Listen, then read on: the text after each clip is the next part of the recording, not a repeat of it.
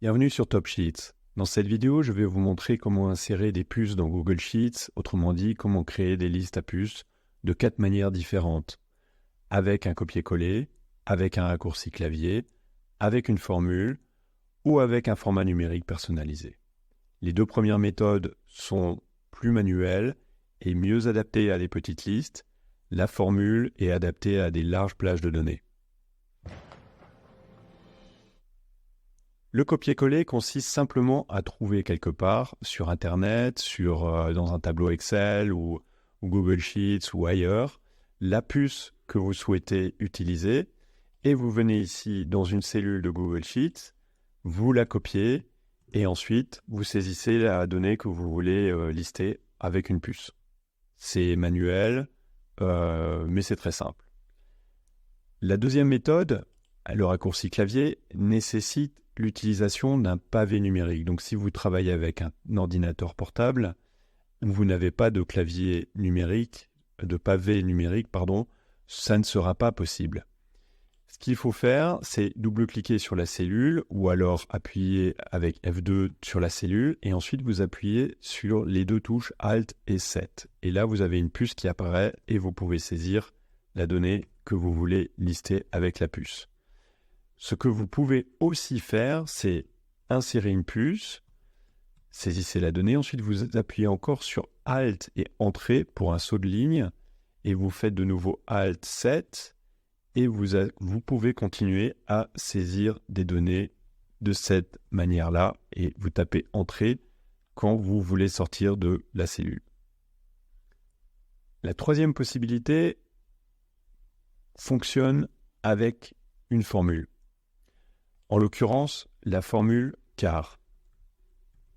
Il s'agit d'une formule qui, avec un chiffre, fait apparaître un caractère spécial.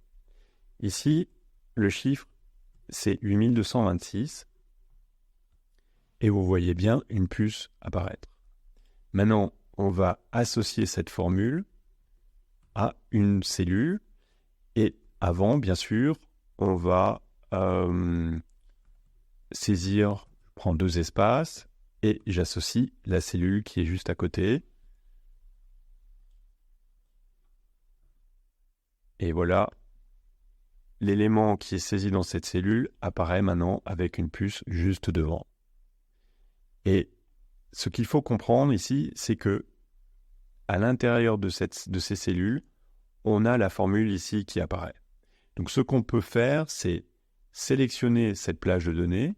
Je clique droit avec la souris, je fais copier et je vais sur la colonne à côté et je vais faire un collage spécial où je ne vais coller que les valeurs.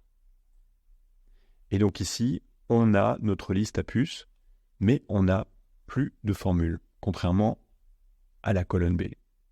Donc après, on peut supprimer la colonne B et il nous reste que la liste avec les puces.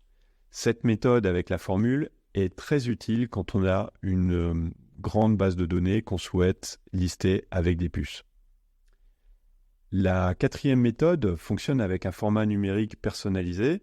Donc si par exemple je saisis une information ici et que je souhaite avoir une puce apparaître, eh bien en fait je peux changer le format numérique ici. Alors je prends comme exemple les 3 premières cellules. Ensuite je vais dans le menu format, pour le nombre, et je vais tout en bas sélectionner format numérique personnalisé. Et le format de nombre personnalisé implique toujours d'avoir le arrobase, mais cette fois-ci, je veux la puce devant. Donc ici, je vais taper Alt 7, ce qui fait apparaître la puce, je mets un petit espace. Vous pouvez aussi copier la puce ailleurs d'une autre cellule ou d'un autre document, et je fais appliquer. Et là, vous voyez, la table apparaît avec une puce. Par contre, la donnée qu'il y a dans cette cellule, bien sûr, n'est que la table. Il n'y a pas la puce. La puce n'est un format, une mise en forme de cette cellule.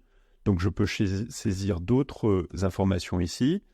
Et vous voyez qu'il y a une puce qui apparaît, mais ce format, je ne l'ai pas sélectionné pour la 4e ligne. Je vais de nouveau taper armoire et le format ici n'est pas appliqué. Pour continuer à progresser avec Google Sheets, rendez-vous sur topsheets.fr/apprendre. J'y partage des ressources utiles et gratuites.